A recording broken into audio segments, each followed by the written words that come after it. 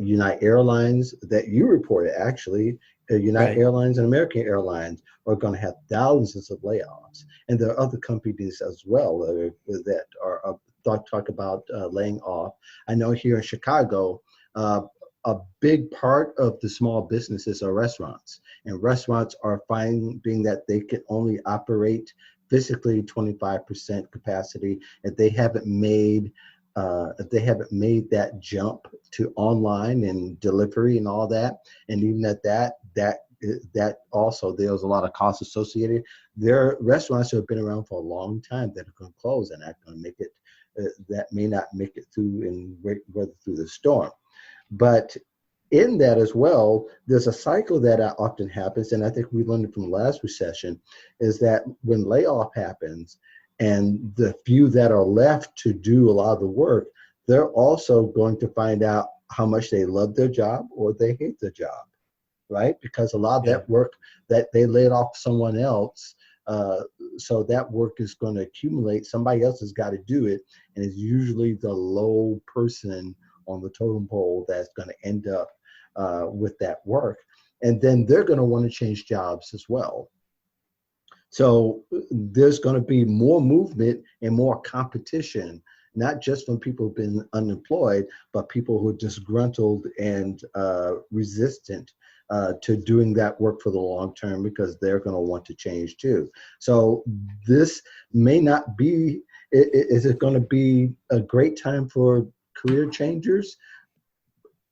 Depends on your industry. Your thoughts on that? Well, yeah, and if you don't mind, if I could just rip up the script for a minute here and go on a tangent. Sure, go for it. So like, here's where I find so problematic in the way things are. So we have United Airlines, American Airlines, all these other airlines. Collectively, they got $25 billion. And they'll say they got it from the government, but it's really us taxpayers that are paying it. So they're getting $25 billion.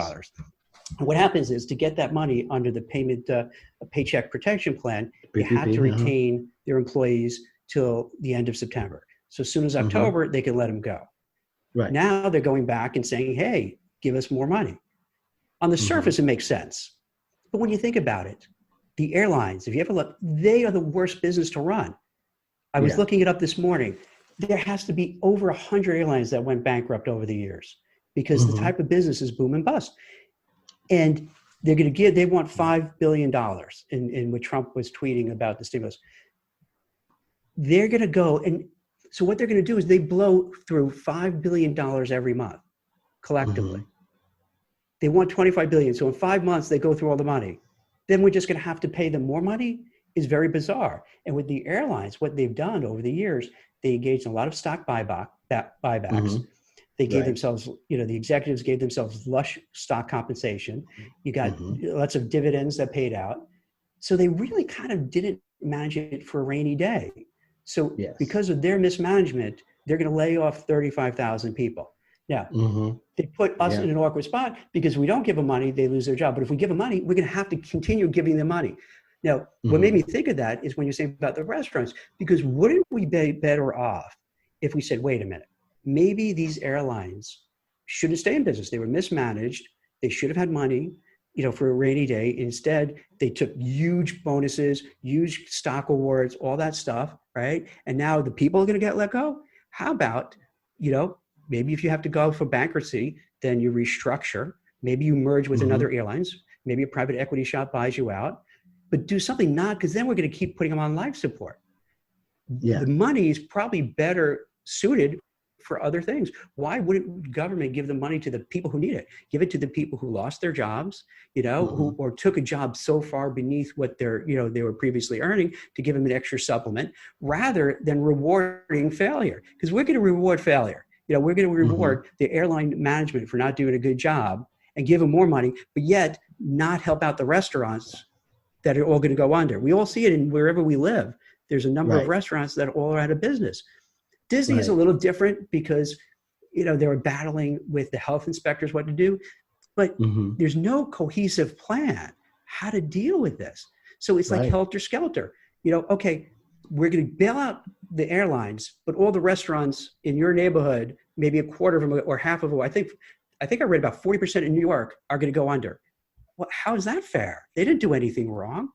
A lot of them are mom and pop places. So they go under, and then all the waiters, waitresses, bartenders lose their jobs. And I think the discouraging thing is, there's no cohesive, smart program in place how to manage all this. It's almost like flying by the seat of the pants. Oh, okay. Today the issue is the airline, so let's just throw money at them. Well, Right. all right, let's wait. There's so many other people who are more deserving. What about the 60 plus million who were out of work? Shouldn't we do a little something extra for them and then let them decide how to spend the money? You know what I mean? Right. Maybe Yes. they want to spend the money instead of going on airlines, they'll spend it and put it back into the economy for companies that are doing good and doing well, or help them grow. Right. Well, I think most of American people kind of get that corporate greed has been much more pronounced since the virus, being that a lot of them get bailouts, and other people, they're not getting anything. Exactly. Or and they're not getting the stimulus as well. And the stimulus would really help if that was it. And I'm not saying the stimulus would help people like me and you who have things coming in, money coming in, but the people who don't have money coming in, I mean, there should be something that would be readily available. But all we hear about is how rich people are fighting between themselves for more money than what they already have access to. Just because a company files bankrupt doesn't mean they're broke. Exactly. And that's what we need to internalize in that sense. But for the average job seeker, they're becoming more frustrated. And you can't blame them, because when they see these things, Right. they realize, wait, this is kind of rigged against me. This doesn't make sense. Yeah. Let's say my business had to close because I was deemed non-essential, but yet Amazon stays open and Jeff Bezos is going to be worth $200 billion. Now, I don't begrudge, and just for anyone listening, I'm not a Republican or Democrat at all. I don't have any party affiliation. I particularly don't, so I could really think each issue on its own without feeling I'm part of a team. So if you think about it, I don't begrudge him. He's amazing for doing what he's done, but it doesn't seem fair that he could, and his company could do well. And I bought stock in it because of that. But yet small businesses are deemed non-essential. They close down and maybe permanently closed. Right. How is that? It just, so for average Americans, it just strikes as being totally unfair. And there's no sympathy or empathy for a whole swath of people. They just get completely ignored. So for unemployed people, it's almost like, it's like you're beaten up all over again. It's like, did it have to happen? Like maybe if you allowed my business to be open, I would still be employed because I had a job to go to, but you made it close down and I don't have a job. Well, it makes part of the advice that a lot of people tend to give is say, follow your passion. And or even on the lighter side, you follow your livelihood. What gives you life, and what if it's those particular industries? Then people feel the weight of, well, I did that and it doesn't work for me. And every time I choose something, it becomes obsolete or it becomes non-essential, and it becomes a frustrating part of their career path. Everybody goes through it. That's understandable. But at the same time, people are looking for the government to at least provide a little bit of hope in that kind of way. And I know we can kind of even wrestle with the idea of, again, going back to the numbers and what they really mean. Ultimately, and I think Christine has said it in the comments, she says that I would not pay attention to the numbers. If unemployment data is inaccurate, that could serve a deterrence to job seekers who are under the impression the job market is better than what it is. They're left wondering if hiring has picked up, then why am I still jobless? That's the thing. Because I think if they gave real accurate numbers, right? You can't have like the Nielsen surveys and then extrapolate from 100 people what everybody's watching on TV. You can't ignore, as Mark mentioned, all those people who left the job market. What do you say? 5 million people not on their own accord because they just couldn't get jobs, and then pretend everything is fine. Because then you look at the numbers. Well, they're not so bad, so we don't have to do anything. But if you had 10%, 12%, 13, 14, 15%, whatever the real number is, then they would have no choice but to act and do things. But when they keep it artificially low and pretend that's what it is, then it gets pushed to the back. It's like, oh, it's not so bad.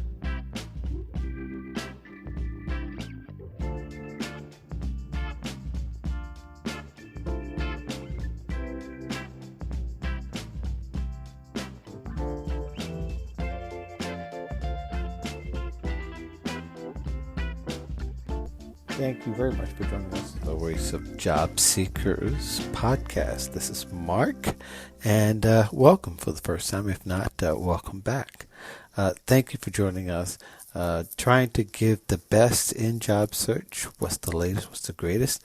And if you want to join in on the conversation, Universal, you can give me a call at 708-365-9822, or you can text your comments to the same number. Also take texts. You can go to voiceofjobseekers.com, press the send voicemail button on the right-hand side of your screen, and leave a message as well. And I'll play back that voicemail, especially if it's something substantive. And then, too, you can always email feedback to mark@thevoiceofjobseekers.com. Thank you again for joining me. What you just heard was a little snippet of a LinkedIn show, a live stream that I do with Jack Kelly of WeRecruiter.com. He's also a senior careers contributor at Forbes, and wanted to share a little bit of that show so that perhaps you'll join us on Wednesdays at 1 p.m. Eastern, 12 o'clock Central. In that particular show, we were talking about unemployment data and how you should ignore it. But nevertheless, that was of the past. Now we can get to the present show. Today's presentation and interview and conversation is with Neo Atu Bensian-Chill. He's the founder of Avenir Careers at avenircareers.com. That's AVENIRCAREERS.com. And those of you who regularly listen remember him from last year. Remember that he was a guest along with on a panel in which we were discussing modern job search trends for 2020. Invited him back to talk about an article he wrote about values, and we'll get into it in just a moment. But he also uses his mental health training as a part of a way to provide a holistic approach for his career coaching for his clients. So please stay tuned for that conversation, and hopefully you'll enjoy that. There's a lot of very insightful things he includes for us. So the show flow is basically the interview coming up.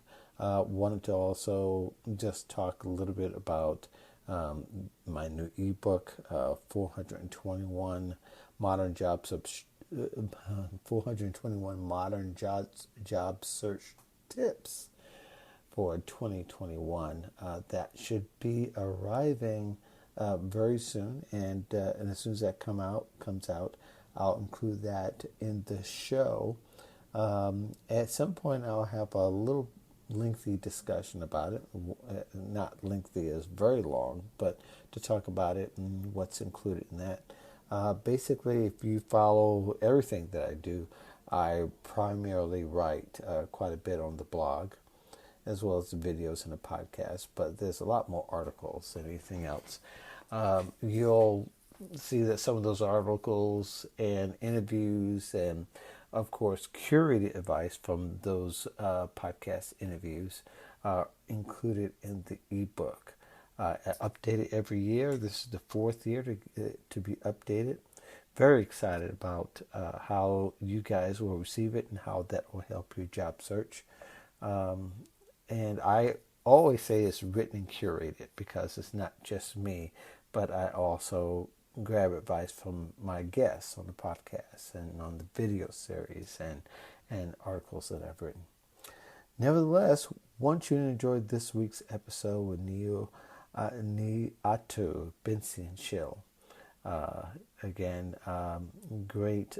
He's a very good writer as well, in addition to his insight that he gives in his podcast. So follow him.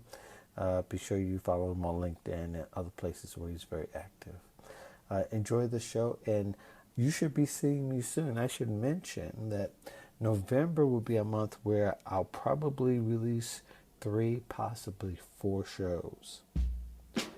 That's out of the norm, what I usually do. I usually release one every other week, but I plan to release 4 shows this month, and then 1 show in December. So it might be a little bit more than what you're used to, but there's a slight little strategy behind it. So I'll let you stay right there with that bit of information. In the meantime, thanks and enjoy the show.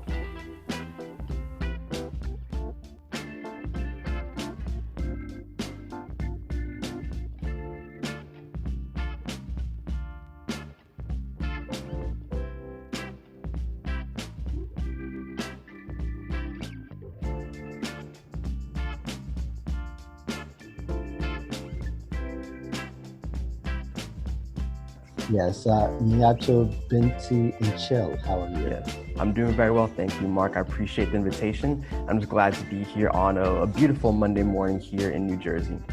Yeah. Oh, you're in New Jersey. Why did I think that you were in Boston for some reason? I used to. So I lived in Boston for about 1.5 years, back in 2007 to early 2009. Okay. So it's in my past. So maybe if you're scrolling through, my work history or something, or in our last conversation, maybe that's why you're thinking about that. Yeah, probably. Yeah, there was, and then you went to school in Boston too, right? No, only lived there. I went to school upstate New York, to Hamilton College, in case you're familiar. Yeah. Gotcha. Very good. So let's get down to it. You wrote an article a while ago on values, and I want to talk a little bit about it. And if people want to read about it, they can go to your site, and I'll have the link. The title of the article is Why Your Values Should Lead Your Job Search. And I think it's very timely because we're talking about a lot of this that's going on right now, especially the uprising, Yep. or the civil unrest, depending on how you want to call it. Values are at stake, mainly. Yes. And although we don't have to focus in on it, I think we should make it aware for time's sake that this is a time where your values are being tested. And I think it's very important to talk about it. So just to kind of get a little background, what kind of motivates you at the time? And mind you wrote this last fall, I believe.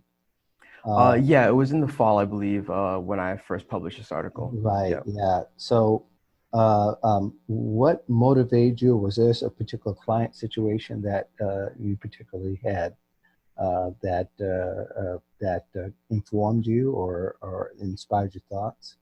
No, it wasn't actually a particular client situation. Quite honestly, values are something that are pretty central to what I do in my practice as a career coach. For me, I come from the standpoint that we are, you're a whole person. And so whenever I work with a client, I don't, focus solely in on them being a career professional, what they do. Their personal life, not that I'm trying to dive into personal life, but it impacts and informs their work life. And so you have values across these two realms of your life, but these two realms are not separated. So your whole person, your work life, and your personal life are not two completely distinct things. And so for those reasons, I found values coming up over and over again when I work with my clients. And so I found that it's important to help clients identify what their values are in order for them to try and find them in their workplace. And ultimately that leads to, longevity and happiness, which I think we're going to get to, but that's sort of the basis of it. I want my clients to lead with their values because ultimately it's going to help them to find work that is more closely aligned and allow them to have long-term success because they're in an environment that supports and affirms and even, promulgates, perpetuates their own values. Mm-hmm. Are there particular clients that would actually benefit the most from focusing in on what's most valuable to them? I think that everyone would benefit from focusing on their values. While not everyone shares the exact same values, I do believe that having values is universal, that everyone has a set of values that they try to adhere to. In my article, I made sure to define what values are. So the definition I used at the time was a person's principles or standards of behavior, one's judgment of what's important in life. And so with that working definition, I believe that everyone has some level or set of values that they adhere to. And if they can use those to guide their job search, they're ultimately going to find work that's more in alignment with their values. And again, that leads to happiness and all these cascading or domino effects that come thereafter. Right. Yeah, I think more important now, I think that people will start taking note of what they truly value out of a workplace and start to center their job search around not just what fits their skills and what fits their abilities, but also the type of culture, though we've been there before, but now we have this thing happening now to where not just Black people are going to focus in on what's going to be valuable to them. There'll be white people who will also look at, is your company truly diverse? Is your company, and they'll want to look at places where and look for evidence that the company truly values diversity and inclusion as well. Right, right. And just to go off of that, as you're alluding to earlier, in the current climate, especially United States, but, more globally with the pandemic, this opportunity to pause, which has been forced upon us, but, we can turn it positively into an opportunity, I think is forcing a lot of us to question our values, reprioritize our values, and really, drill down to what is truly most important to us, because everything kind of being laid bare right now as far as how the economy works, how society works, and how it doesn't work, quite honestly. Right. And so, in that regard, by having to more closely examine, having the time and the space, which is a privilege, I must acknowledge that some of us have, we can start to recalibrate what those things are. And we might find out, okay, well, maybe I was working, 70-hour weeks prior to the pandemic.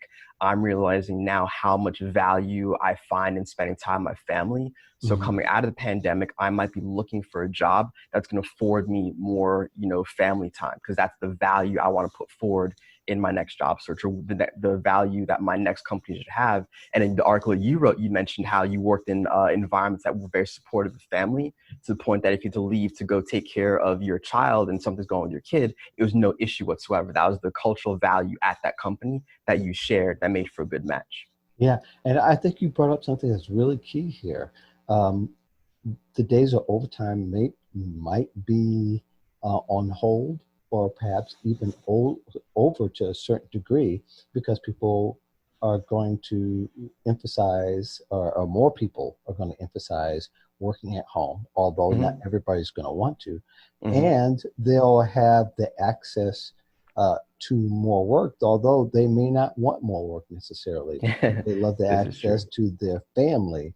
And being that that's going to be more flexible now, the idea of overtime might be coming to a pause for a while, or maybe over for good. Yeah, I mean, the working world has changed dramatically. Companies who were, hesitant or reticent, to provide work from home options, that's been completely blown out of the water. If it was an artificial, hold on letting people work from home, that's gone. It is now clear that employees can work from home and be just as productive, if perhaps even more productive than they were coming to a workplace, because they're saving that hour commute or whatever it is. They're more refreshed, they're more energized, and they can work at their own pace or schedule. And so you can't put the toothpaste back in the tube as far as working from home. And so we are going to see a shift. Maybe remote jobs are going to start exploding. They're already, it's the only option right now, and that trend might continue. That remote jobs will be the thing post-pandemic, until there's a vaccine. No one's going to be going back into completely full, workspaces for a while. Right. And that's interesting. I'd like to see what your take is on how, being that people will be more shared, core value centered now, since that awakening has kind of lifted and shifted, How do you expect to see it more in the job search, or do you see it more specific to a job search strategy? Sure. I mean, I think that, so using the example that I just mentioned about, you're reprioritizing your family. Mhm. Um, the mindset that I have in terms of using values to lead your search is that it's going to inform what type of company you're going to work for. Mhm. In my practice, my clients, I really try to focus them in on what's your final destination, as in the company you're going to land in. Mhm. In a separate article, I talked about how people, spend more time planning their vacations often and doing research on that than they do the companies that ultimately land in. And so the challenge there, or the parallel here, is that with the vacation, where you go really matters. You want to have fun, you want to be safe, you want to have activities that you care about, place things to see that you care about, and you want an enriching experience on your vacation. And Mhm. so if you transpose that into the working world, you want an environment that's going to take care of you. It's going to be safe for you.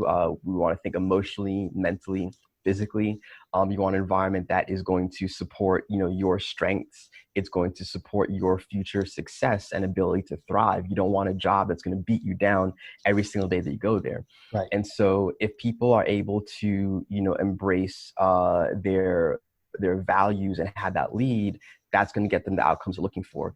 So I went through a few steps, and let me know if I'm getting a little bit ahead. But Okay. as far as actually putting that to practice, in terms of executing a job search, you want to, number one, I suggest doing a values inventory of your previous workplaces. Mhm. So that means looking at, what was the work culture like in the 2, 3, or 4 places I worked prior to my current job search? What did I like in those places? What did I dislike in those work environments and in those work cultures? What worked for me that allowed me to stay in some jobs longer? What didn't work for me that maybe made me leave prior jobs prematurely? And so Right. having an idea of where you've come from will allow you to better direct where you're going. If I could After, interject real sure. quick, Mhm. and I'm sorry, you were on the flow, and I want to interject. Uh, and I think people have to realize that this is going to be a little bit more in depth than what most people are used to doing. They're used to, Mhm. most people are used to just spraying and praying or Mhm. applying in bulk Right. and thinking that will work. And Mhm. instead, the suggestion overall is that you're going to take a company, and you and I have talked about target companies and how important Mhm. that is. But Mhm. you go to target a company and to dig into those very specific things as far Mhm. as what that looked like when you to the company you left or you're still working, and Mhm. you're going to contrast that versus the company that you're or the companies that you're targeting. Right. Yeah, for sure. I think that I want to pick up on that spray and pray piece, right?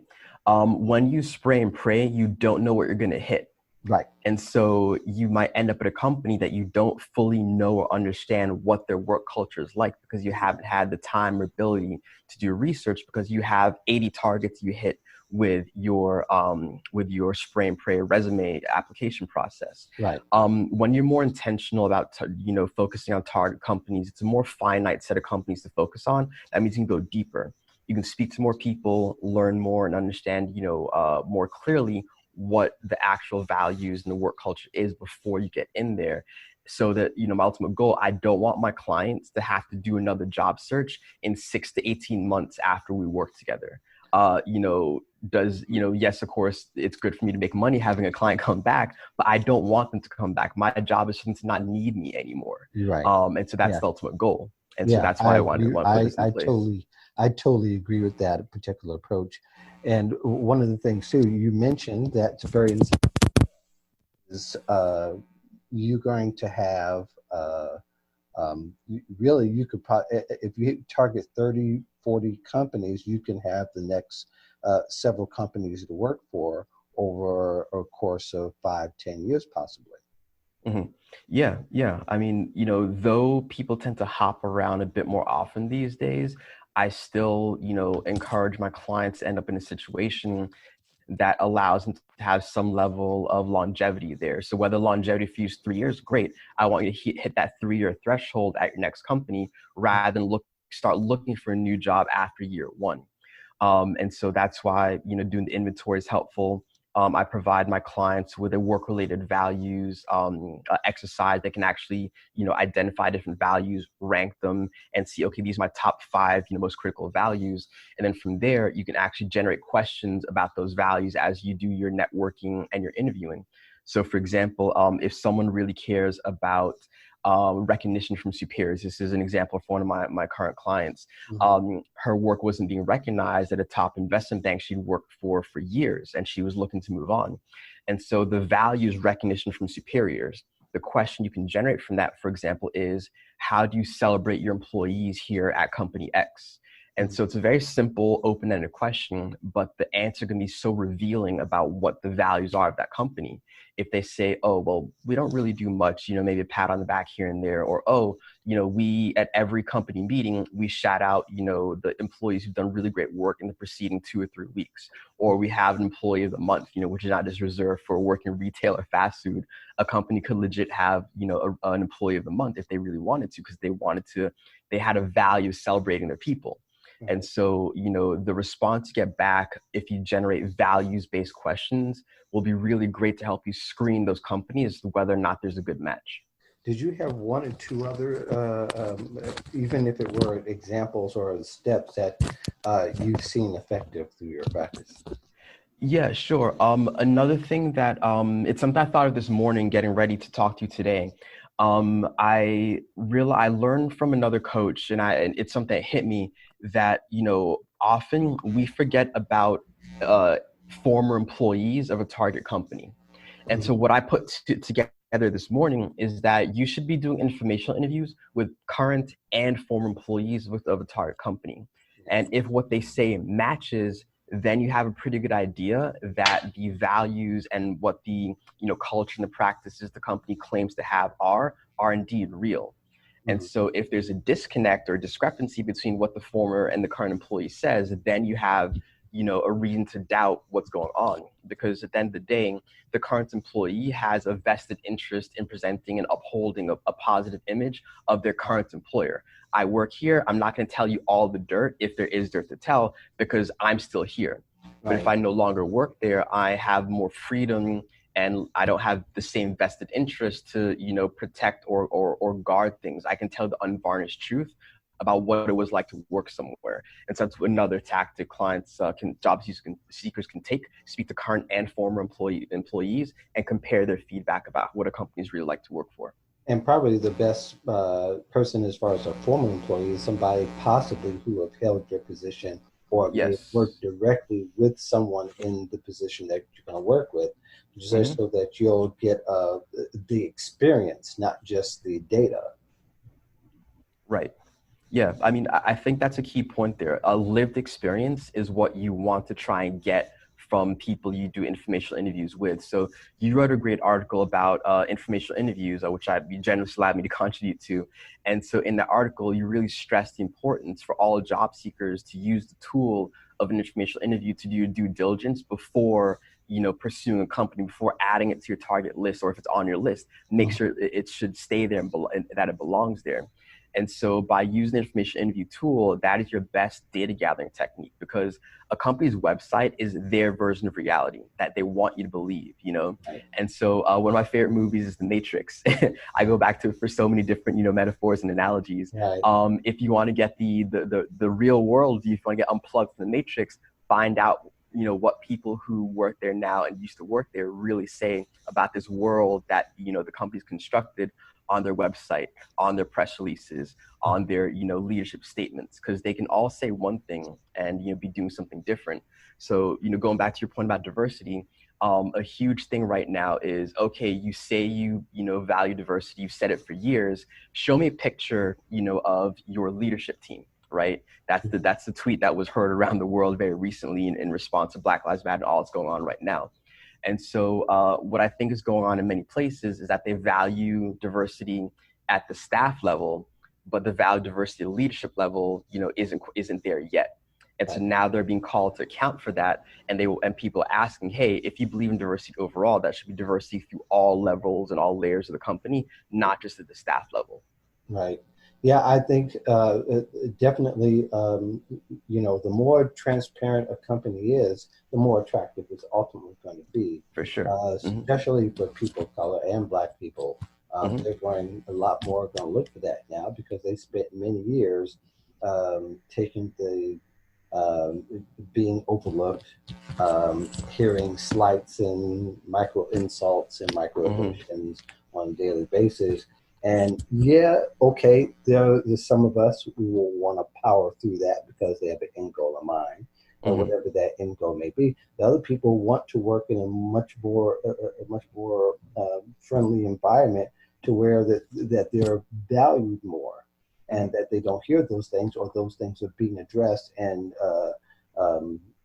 progressively and aggressively. Right. So it helps for companies to be much more transparent. Hmm. And if a company doesn't want to be, okay, but at the same time, you cancel yourself out when you see you're diverse, and you don't promote diversity. And when I say promote diversity, I'm not talking about advertising. I'm talking about people to move their careers on in a way that represents the company as truly in the leadership position in diversity. So that's good. I appreciate you coming on to the show. Thank you very much. And Yeah. people want to know more about you, how can they get a hold of you? Sure. So if people want to know more about me or work with me, I'd love to, support you. You can head to avenircareers.com. Once again, that's AVENIRCAREERS, avenircareers.com. I'm also at Avenir Careers on Instagram and on Twitter. And of course, I'm on LinkedIn. As career coach, you got to live on LinkedIn. So just look me up with my full name, Niatu Benciential, or you can actually type in Avenir Careers and my picture should pop up in the first, a couple of search results. So Avenir Careers across all platforms, essentially. Niato, thank you very much for joining us here on the show. And for the rest of you, there'll be more interviews this week. So look for those, and look for those especially on LinkedIn. Those of you are, hit me up if you want to follow me. Of course, my name is Mark Anthony Dyson. You can find me there. Thanks a bunch, and the rest of you have a Oh, great. can I make And one one other really thing, yes, more quick go point? ahead. Yeah, sorry. So just thinking about the pandemic, once again, uh, how a company treats its employees during the pandemic is so Uh, telling of what their core values are. So I want to be sure to get this in. yeah, And so an important question that job seekers can ask, following, as they're looking for work now, or, as things start to open up once again, is how did this company treat its employees during the pandemic? Was there clear communication? Did the employees feel prioritized? Did the company make its best possible effort to secure their jobs, secure their paychecks, and all of that? Or did they just cast them off to the wind as if they were expendable?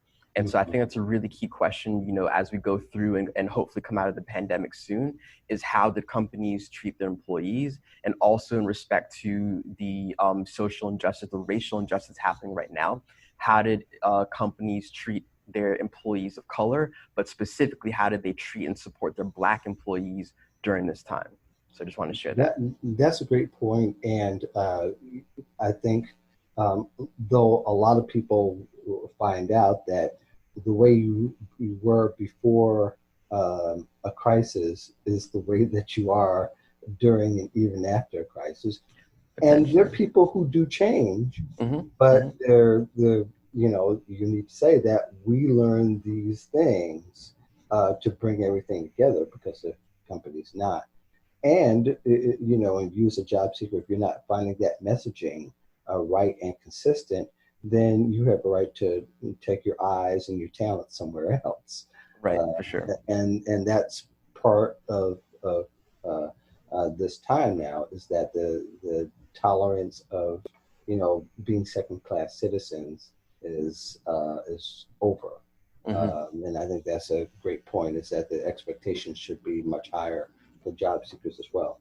Yep, So the bar has been raised. yeah, absolutely. And thank you for adding that. I appreciate that. Yeah, for And sure, no problem. again, for the rest of you, you got a little bonus.